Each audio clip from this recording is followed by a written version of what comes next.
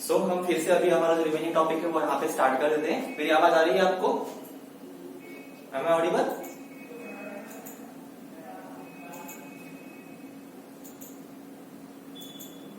Yes. तो हम homologous series देख रहे थे। हमने अल्केन और अल्कीन की होमोलॉगस सीरीज देख ली थी। अल्काइन का हमने थोड़ा डिटेल में नहीं देखा था, मैं फिर से आपको बता दे रहा हूं, तो अगर आपको कोई डाउट होगा तो वो क्लियर हो जाएगा। देखो होमोलॉगस सीरीज हम देख रहे हैं।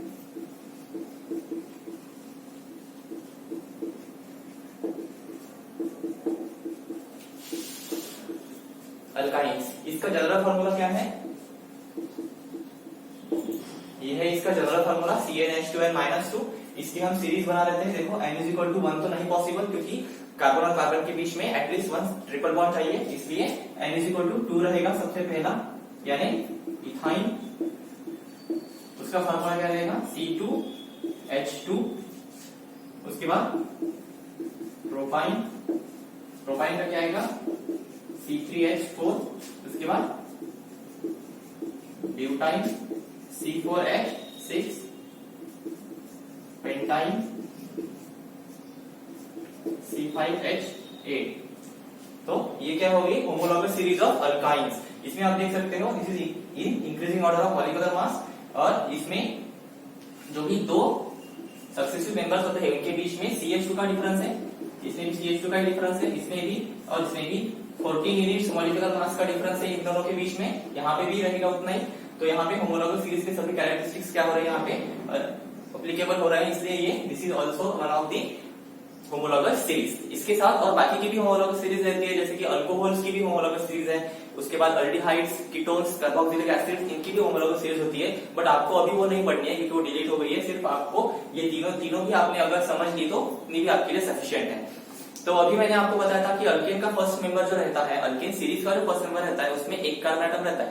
अल्कीन का फर्स्ट मेंबर उसमें 2 कार्बन एटम रहते हैं। अल्काइंस में भी ऐसा ही रहता है, फर्स्ट मेंबर में 2 कार्बन एटम्स रहेंगे, सेकंड मेंबर में 3 कार्बन एटम्स, थर्ड मेंबर में और फिफ्थ मेंबर में कितने रहेंगे? 6 कार्बन एटम। तो इस तरीके से क्या होना है आपका, ये एक एक उसमें प्लस होगा। तो यहाँ पे आप मुझे बताओ कि 7th मेंबर जो रहेगा अल्काइन का, उसका मॉलिक्यूलर फॉर्मूला क्या रहेगा? What is the molecular formula of the 7th member of alkyne series? Comment box में बताइए। What is the molecular formula of 7th member of alkyne homologous series?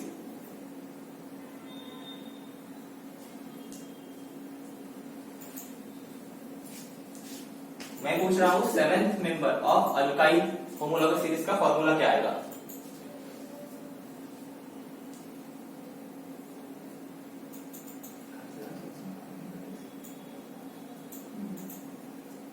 आपको सुनाई नहीं दे रहा?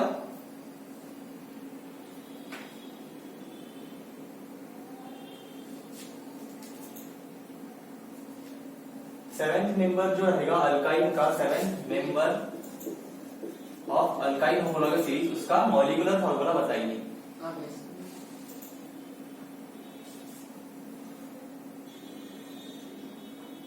नो, आशय नहीं, गलत है, गलत है।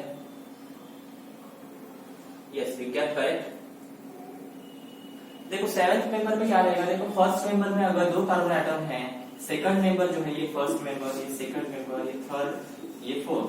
फर्स्ट मेंबर में 2 कार्बन एटम, सेकंड मेंबर में 3 कार्बन एटम, थर्ड मेंबर में 4, फोर्थ में 5। तो 7th मेंबर में कितने रहेंगे? 8 कार्बन एटम रहेंगे ना, C8 रहेगा। और फॉर्मूला लगा, यहाँ पे 8 रखो, 16 - 2 कितना होगा? 14। क्या आएगा? CH14। समझ में आया? CH14 कैसे आया? क्लियर है? आशय अभी समझा? ठीक है। तो इस तरीके से आपको थोड़ा कंफ्यूजिंग हो सकता है। अगर मैंने पूछा कि अल्केन फैमिली जो है उसका 6th मेंबर का मॉलिक्यूलर फॉर्मूला क्या है? अल्केन का 6th मेंबर का molecular formula, alkane homologous series में तो 6th मेंबर रहेगा, उसका मॉलिक्यूलर फॉर्मूला क्या आएगा?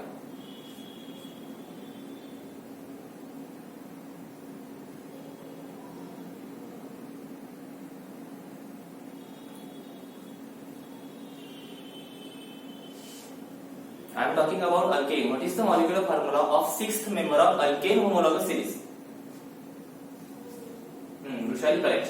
अल्केन में क्या रहेगा, जितना जो नंबर का मेंबर है उतना ही आपको कार्बन एटम लेना है, क्योंकि फर्स्ट मेंबर क्या रहता है n=1, तो 6 क्या रहेगा n=6।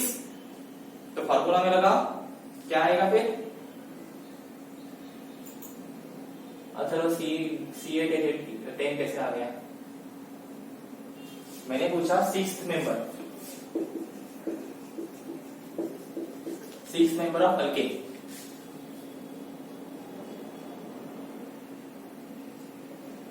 Six member of alkane जो रहेगा वहां पे कार्बन 6 ही रहेंगे, अल्केन में सेम ही रहेगा, अल्केन में चेंज नहीं होगा। देखो मैं बता देता हूँ आपको, अगर कंफ्यूज हो रहे होगे तो, कुछ लोग यहाँ पे कंफ्यूज हो रहे हैं। यहाँ पे मैं बताता हूँ टाइप ऑफ सीरीज कौन सी रहेगी। n=1 alkyne alkyne alkyne. n=1 के लिए यहाँ पे अल्केन कौन सा रहेगा, CH4 रहेगा, अल्कीन पॉसिबल ही नहीं है, अल्काइन भी पॉसिबल नहीं है। n=2 के लिए अल्केन क्या रहेगा, C2H6 रहेगा, C2H4 रहेगा, और अल्काइन क्या रहेगा, C2H2 रहेगा।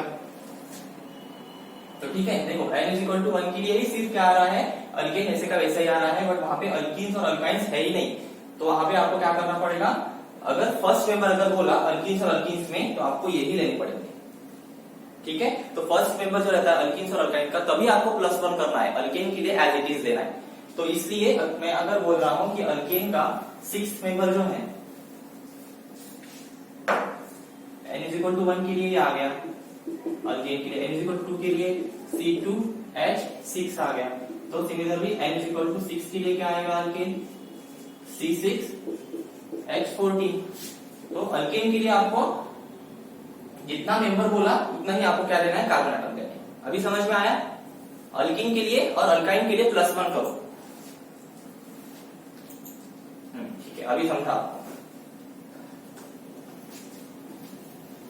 ठीक है, अभी यहाँ पे देखो, जो अल्केन्स रहते हैं वो थोड़े से लेस रिएक्टिव रहते हैं as compare to the unsaturated. जो अल्केन रहते हैं उन्हें एक नाम और दिया गया है अल्काइन का, और एक नाम है paraffins. Paraffins, param, it has 2 words. Param it means less या फिर लिटिल, और एफिन्स मतलब एफिनिटी। जो अल्केन रहते हैं इनको और एक नाम से जाना जाता है, पैराफिन्स बोलते हैं इसे। पैरा मतलब होता है लिटिल, और एफिन्स मतलब होता है एफिनिटी। यानी अल्केन्स की एफिनिटी जो रहती है, रिएक्टिविटी जो रहती है, वो कम रहती है as compare to the alkenes और अल्काइंस। ऐसा क्यों है, क्योंकि अल्कीन्स और अल्काइंस में डबल बॉन्ड रहता है, डबल और ट्रिपल बॉन्ड रहता है। ये जो सेकंड बॉन्ड रहता है इट इज मोर रिएक्टिव, और इसके वजह से अल्कीन्स और अल्काइन जो है वो ज्यादा रिएक्टिव है और अल्केन वो लेस रिएक्टिव है। ठीक है, उसके बाद यहाँ पे कुछ क्वेश्चंस मैं आपको पूछूंगा, उसके आंसर्स आपको देने। देखो, अगर आपको बोला है कि स्ट्रक्चर निकालने के लिए अगर आपको क्वेश्चन आता है कि ब्यूटीन का स्ट्रक्चर निकालो या फिर पेंटाइन का स्ट्रक्चर निकालो, तो नाम से आप समझ जाओगे कि ये अल्केन है, अल्कीन है, अल्काइन है। बट अगर आपको मॉलिक्यूलर फॉर्मूला दिया है तो आपको पहचानना पड़ेगा। देखो, जैसे कि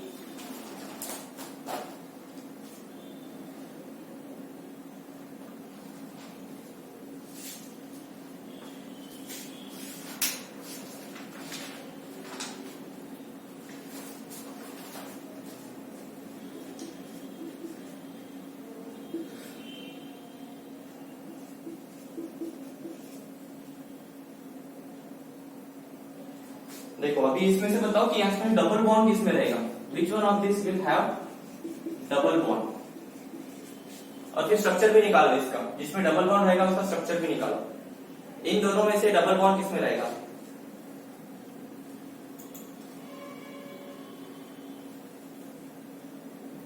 सर्वेश क्या पूछ रहे हो आप, +1 क्यों, +1 क्यों, समझ में नहीं आया सर्वेश? सर्वेश कोई डाउट है, आप मुझे पूछ सकते हो। +1 क्यों करना है वो तो मैंने बताया था आपको, अल्कीन्स और अल्काइंस में जितना मेंबर रहेगा उसका +1 करना पड़ेगा, कि फर्स्ट मेंबर जो है वो मीथेन वाला पॉसिबल नहीं रहता। यहां पे बताओ डबल बॉन्ड किसमें रहेगा,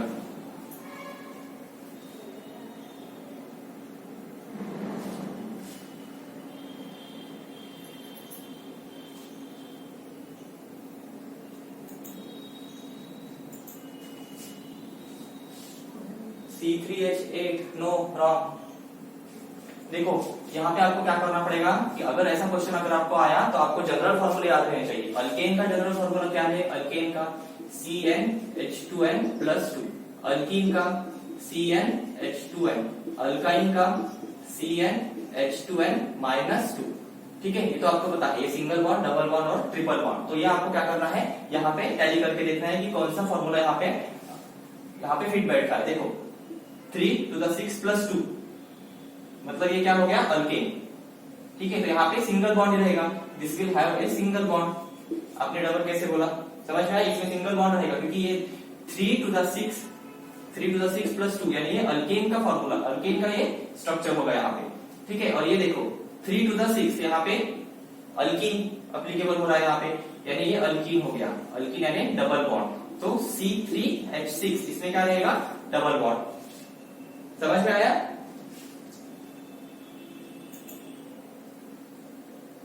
करेक्ट है उछाली। अभी इसका स्ट्रक्चर निकालो। C3H6 3 कार्बन एटम, ठीक है, डबल बॉन्ड रहेगा, डबल बॉन्ड यहाँ पे लगाओ। ठीक है, यहाँ पे 2 कार्बन, 2 बॉन्ड है ऑलरेडी, तो यहाँ पे CH2 हो जाएगा, यहाँ पे HH और यहाँ पे CH3। समझ में आया? इस तरीके से आप फिर स्ट्रक्चर निकाल सकते हो। तो इस तरीके के क्वेश्चन आपको आ सकते हैं। ये क्वेश्चन समझ में आया ना आपको? रिपीट करना है।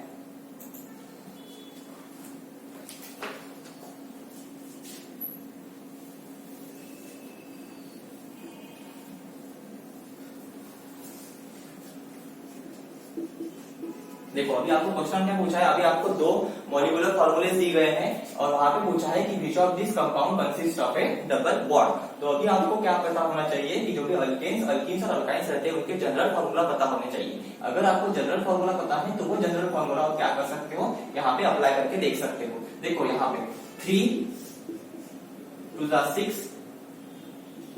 + 2 यानी 8 हो गया, तो ये किसका फॉर्मूला हो गया? 2n+2 हो गया ना, ये मतलब ये क्या हो गया? अल्केन्स। ठीक है, ये अल्केन्स हो गया, मतलब यहाँ पे क्या रहेगा? ओनली सिंगल बॉन्ड रहेगा। अभी ये देखो C3H6 3⁶ 2n CnH2n, यहाँ पे आप देख सकते हो, यहाँ पे डायरेक्ट डबल हुआ है, मतलब ये क्या रहेगा? This will be alkyne. Alkyne, तो यहाँ पे अल्कीन मतलब क्या होता है? उसमें डबल बॉन्ड रहता है, तो इसलिए हमारा आंसर क्या आएगा? C3H6। तो आप आंसर में लिख सकते हो C3H6 will have a double bond. अभी समझा आद्या?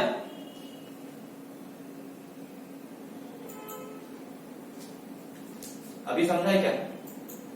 Now it is clear?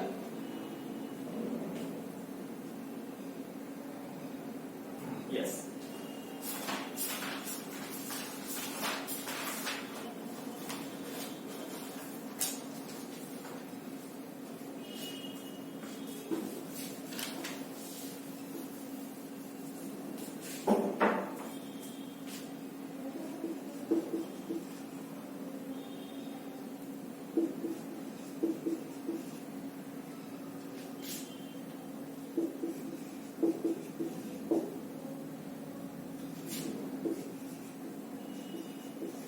ठीक है, अभी यहाँ पे एक क्वेश्चन है, देखो which of this belongs to the same homologous series. इन चारों में से कौन से ऐसे कंपाउंड है जो सेम सीरीज के हैं, सेम होमोलॉगस सीरीज। तो ये कैसे निकालोगे? क्वेश्चन समझ में आएगा क्या कर रहा है यहाँ पे? इनमें से हमें देखना है कि कौन से 2 या 3 या फिर चारों के चारों एक सीरीज में आने चाहिए, मतलब इनमें से एटलीस्ट 2 अल्केन्स के रहने चाहिए या फिर अल्कीन्स के या फिर अल्काइंस के। क्या करना है समझ में आया यहाँ पे? विच of this following belongs to same homologous series? yes or no? Question समझ में आया क्या? which of these following is belong to same homologous series?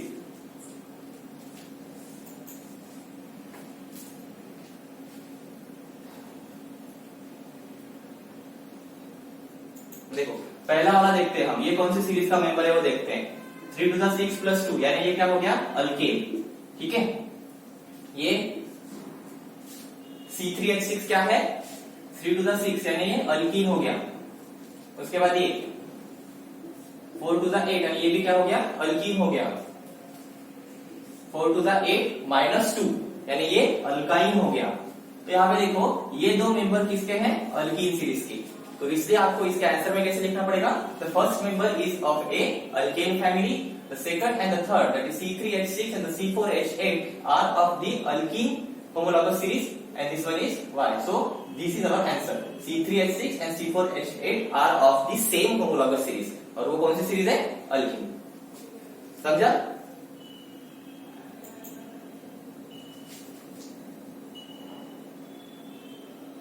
C3H6 and C4H8, हाँ yes, these are of the same homologous series. तो इस तरीके के questions आपको आ सकते हैं। तो ये देख के आप क्या बता सकते हो कि ये कौन सी सीरीज का है, अल्केन अल्कीन अल्काइंस कौन सा है, उसमें के बॉन्ड भी और स्ट्रक्चर भी आप निकाल सकते हो। देखो अभी अगर आपको क्वेश्चन आया इलेक्ट्रॉन डॉट स्ट्रक्चर निकालने का, अगर क्वेश्चन आया अल्केन रहे अल्कीन रहे अल्काइन रहे किसी भी का, अगर आपको इलेक्ट्रॉन डॉट स्ट्रक्चर निकालने का अगर क्वेश्चन आता है तो वो कैसे सॉल्व करना है, पहले तो आप क्या करो, उसका कंडेंस फॉर्मूला मत देखो। इलेक्ट्रॉन डॉट स्ट्रक्चर के लिए कंडेंस फॉर्मूला लिखने की जरूरत नहीं है। देखो मैं एक एग्जांपल बताता हूं आपको, हम देखते हैं पेंटेन का एग्जांपल। पेंटेन यानी यहाँ पे देखो पेंट है यानी 5, AN है यानी अल्कीन। तो हमें किसका स्ट्रक्चर बोला है, electron dot structure of pentane पूछा है। तो हम क्या करते हैं, पेंट यानी 5 हो गया, AN यानी अल्कीन हो गया, मतलब सभी क्या रहेंगे, कार्बन कार्बन के बीच में सिंगल बॉन्ड रहेंगे। तो हम सबसे पहले क्या करो, सबसे पहले आप कार्बन की चेन बनाओ। अगर डायरेक्ट निकालने की कोशिश करोगे तो गलत होने के चांसेस है, इसलिए पहले क्या करो, डायरेक्ट चेन निकाल लो। पेंटेन यानी 5 रहेगा, 1 2 3 4 5, ठीक है। अभी इसके बाद हाइड्रोजन लगाने पड़ेंगे। यहाँ पे 3 हाइड्रोजन लगेंगे, यहाँ पे 2, यहाँ पे भी 2, यहाँ पे भी, और यहाँ पे 3। तो ये तो हो गया हमारा लाइन स्ट्रक्चर। ये लाइन स्ट्रक्चर है, तो हमें क्या पूछा है, इलेक्ट्रॉन डॉट स्ट्रक्चर। तो सिंपली हमें क्या करना है, ये जो लाइन है इसकी जगह पे 2 डॉट्स लगाने हैं।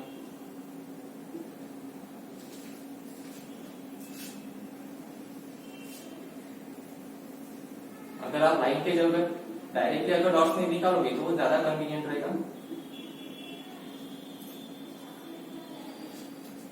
तो इस तरीके से आपको क्या करना पड़ेगा, यहाँ पे डॉट्स निकालने पड़ेंगे। तो ये हो गया आपका electron dot structure of pentane.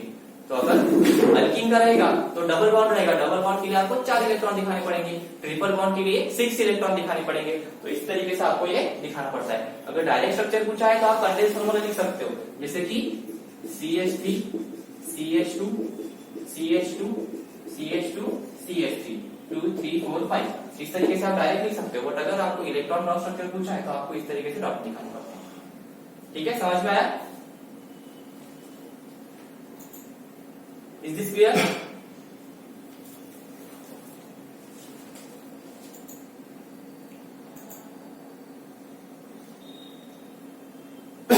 समझ में आया क्या? अभी एक लास्ट टॉपिक बचा है हमारे इसका, अभी सिलेबस में तो मेंशन नहीं किया है, बट फिर भी हम वो ले लेते हैं क्योंकि वो इंट्रोडक्टरी पार्ट में आ जाता है। देखो एलोट्रॉप्स ऑफ कार्बन। एलोट्रॉप्स यानी क्या होता है, एलोट्रॉप्स यानी कुछ एलिमेंट्स ऐसे रहते हैं जो मोर देन 1 फिजिकल फॉर्म में एग्जिस्ट करते हैं। एक से ज्यादा फिजिकल फॉर्म जो रहते हैं वो उनके प्रेजेंट रहते हैं नेचर में, उसे बोला जाता है एलोट्रॉप्स। जैसे कि कार्बन, कार्बन जो है वो अलग अलग फिजिकल फॉर्म्स में प्रेजेंट रहता है, जैसे कि डायमंड, ग्राफाइट और बकमिस्टर फुलेरो।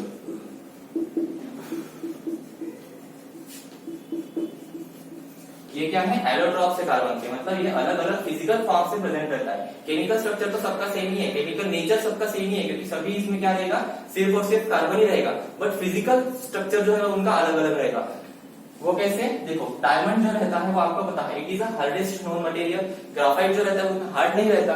देखो डायमंड का स्ट्रक्चर कैसे होता है, डायमंड में जो कार्बन रहेगा वो टेट्राहेड्रॉन के फॉर्म में अटैच रहेगा 4 अदर कार्बन के। 1 carbon atom is attached to 4 different carbon atoms, 4 other carbon atoms in the regular tetrahedron। और ये कार्बन फिर से इस तरीके से ये क्या होगा, एक्सटेंड होते जाएगा, और इस तरीके से जो डायमंड रहता है वहां पे एक रिजिड स्ट्रक्चर उसे मिलता है क्योंकि ये कार्बन जो रहते हैं वो बहुत एक दूसरे को कोवैलेंट बॉन्डिंग से क्या रहते हैं, स्ट्रांगली वो बॉन्डेड रहते हैं, जिसके वजह से डायमंड को रिजिडिटी मिलती है और वो बहुत ही ज्यादा हार्डेस्ट मटेरियल हो जाता है। तो इसलिए ये जो डायमंड है it is the hardest material, इसलिए ये फिजिकल प्रॉपर्टी इसको उसको मिली है due to its arrangement of the carbon atoms. इस तरीके से कार्बन एटम्स क्या रहते हैं, अरेंज रहते हैं डायमंड में। तो अरेंजमेंट कैसी है इसमें, इस तरीके से रहती है। ठीक है, अभी ग्राफाइट में देखो अरेंजमेंट कैसी है।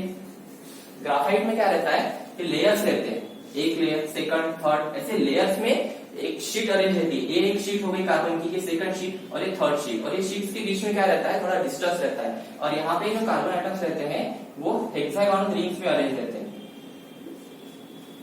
इस तरीके से वो हेक्सागोनल रिंग्स में अरेंज रहते हैं। यहाँ पे भी सेकंड शीट जो रहेगी वहां पे भी हेक्सागोनल रिंग में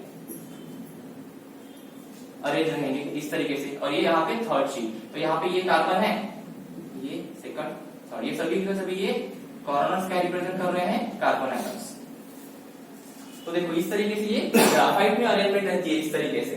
तो ये शीट के बीच में डिस्टेंस रहेगा, इसलिए इनके बीच में वीक वैन वाल फोर्सेस रहेंगे, स्ट्रॉन्ग फोर्सेस नहीं रहते हैं इन दो शीट्स के बीच में। तो यहाँ पे इसलिए इस कार्बन और कार्बन के बीच में कोवैलेंट बॉन्ड नहीं रहेगा, वीक वैन वाल फोर्स रहेगा, जिसके वजह से ये जो शीट्स रहती है एक दूसरे के ऊपर स्लाइड हो सकती है। यहाँ पे डायमंड में स्ट्रॉन्ग बॉन्डिंग रहती है इसलिए वो रिजिड हो गया, बट यहाँ पे ये दो शीट्स के बीच में डिस्टेंस होने की वजह से वहां पे कोवैलेंट बॉन्ड नहीं फॉर्म होता, वहां पे वीक वैन वाल फोर्सेस फॉर्म होते हैं, जिसके वजह से शीट्स एक दूसरे पे स्लाइड हो सकती है। और ये जो एक कार्बन एटम रहेगा वो 3 कार्बन एटम को अटैच रहेगा। यहाँ पे एक कार्बन एटम कितने कार्बन को अटैच था, 4। ये देखो 1 carbon atom is attach to 4 different carbon atoms. But यहाँ पे क्या हो रहा है, एक कार्बन एटम 3 ही कार्बन एटम को अटैच है, इसलिए फोर्थ बॉन्ड जो है वो फॉर्म नहीं हुआ। फोर्थ बॉन्ड अगर फॉर्म नहीं हुआ या फिर वो डबल बॉन्ड फॉर्म कर सकता है, किसी केस में डबल बॉन्ड भी फॉर्म हो सकता है, बट यहाँ पे अगर डबल बॉन्ड फॉर्म नहीं होता है तो वहां पे क्या होगा, फोर्थ बॉन्ड जो है वो वैकेंट रहेगा, यानी फोर्थ इलेक्ट्रॉन इन्वॉल्व नहीं रहेगा बॉन्डिंग में, तो वो फ्री रहेगा। और फ्री इलेक्ट्रॉन अगर रहा तो हमें पता है फ्री इलेक्ट्रॉन्स क्या करते हैं, इलेक्ट्रिसिटी कंडक्ट करते हैं, इसलिए ग्राफाइट जो है वो क्या कर सकता है, इलेक्ट्रिसिटी कंडक्ट कर सकता है। तो फिजिकल जो प्रॉपर्टीज आ रही है डिफरेंट, यहाँ पे ये देखो ये बहुत ही हार्ड है डायमंड, बट ये कैसा है, ये हार्ड नहीं, ये सॉफ्ट है। क्यों, क्योंकि यहाँ पे रिजिडिटी है, यहाँ पे बॉन्डिंग यहाँ पे स्ट्रॉन्ग है, बट यहाँ पे बॉन्डिंग क्या है, शीट्स के बीच में वीक है, इसलिए ये क्या है, सॉफ्ट है। और यहाँ पे डायमंड इलेक्ट्रिसिटी कंडक्ट नहीं कर सकता, बट ग्राफाइट इलेक्ट्रिसिटी कंडक्ट कर सकता है। क्यों, क्योंकि यहाँ पे फोर्थ बॉन्ड क्या है, वैकेंट है, इलेक्ट्रॉन फ्री इलेक्ट्रॉन होने की वजह से यहाँ पे ये इलेक्ट्रॉन क्या कर सकते हैं, इलेक्ट्रिसिटी कंडक्ट कर सकते हैं।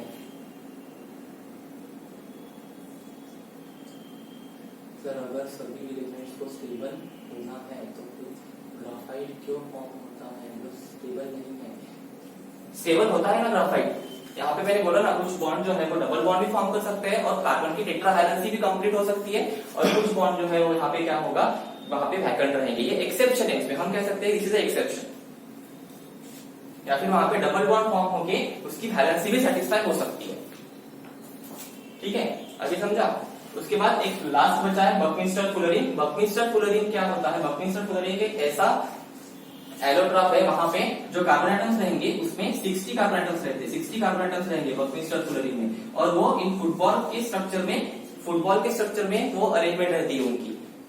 ठीक है, फुटबॉल जैसा स्ट्रक्चर रहता है उनका, और उन्हें ऐसा नाम क्यों मिला है, क्योंकि एक यूएस के आर्किटेक्ट हो गए थे, उन्होंने एक डोम शेप हॉल बनाया था, डोम शेप हॉल बनाया था, इस तरीके का हॉल बनाया था, और उन आर्किटेक्ट का नाम था बकमिंस्टर फुलर, इसलिए इसे नाम दिया गया है बकमिंस्टर फुलरिन। अभी यहाँ पे अरेंजमेंट कैसी रहती है बकमिंस्टर फुलरिन में,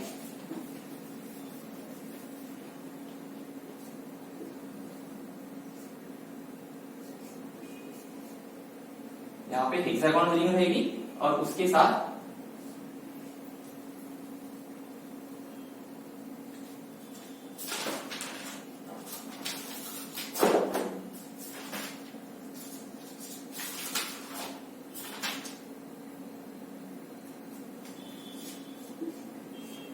पेंटागोनल रिंग रहेगी। तो ऐसे हेक्सागोनल और पेंटागोनल रिंग्स क्या रहेगी, यहाँ पे अरेंज रहेगी, और इस तरीके से क्या होगा, हेक्सागोनल और पेंटागोनल रिंग्स का यहाँ पे एक स्फीयर बन जाएगा, फुटबॉल के फॉर्म में यहाँ पे ये फॉर्म हो जाएगा, और बकमिंस्टर फुलरिन का वैसे फिजिकल वैसा स्ट्रक्चर रहता है। तो ये देखो यहाँ पे डायमंड और ग्राफाइट जो है ये तो बहुत बड़े एलिमेंट, बहुत बड़ा स्ट्रक्चर है, यहाँ पे बहुत ज्यादा नंबर ऑफ कार्बन एटम्स रहेंगे, बट यहाँ पे क्या है, सिर्फ 60 ही कार्बन एटम है, तो ये कंपैरेटिवली क्या है, इन दोनों से छोटा है, तो इसलिए इनकी प्रॉपर्टीज में क्या आती है, डिफरेंस आता है। ठीक है। तो इसलिए एलोट्रॉप्स क्या करते हैं, डिफरेंट केमिकल नेचर सभी का सेम ही है, सभी की इसमें कार्बन ही है। अगर तीनों को आप अगर बर्न करोगे तो वहां पे हमें क्या मिलने वाला है, CO2 ही मिलने वाला है। तीनों को बर्न करने के बाद CO2 ही मिलेगा क्योंकि उसमें कार्बन ही होता है, बट फिजिकल प्रॉपर्टीज क्या होती है, उनकी चेंज होती है।